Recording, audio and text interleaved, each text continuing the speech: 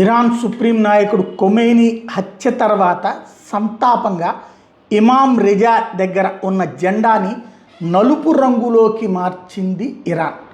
తద్వారా తమ ఆవేదనని పంచుకుంది. తీవ్రమైనటువంటి ఆవేదనతో ఉన్నటువంటి ఆయా అధికార ప్రతినిధులు చేసినటువంటి కార్యక్రమం మీడియాలో వైరల్ అవుతోంది. ప్రపంచ దేశాలన్నీ కూడా చూస్తున్నాయి. ఇది ఒక ఎత్తు అయితే, రెండవ వైపున ఇరాన్ సాధారణంగా వాళ్ళకొక పద్ధతి ఉంటుంది.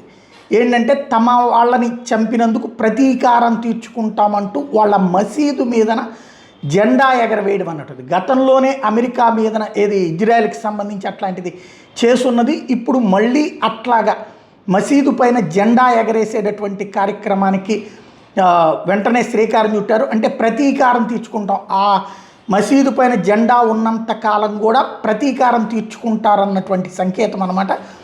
ఇప్పుడు అది ఈ జెండా ఎగరేశారు.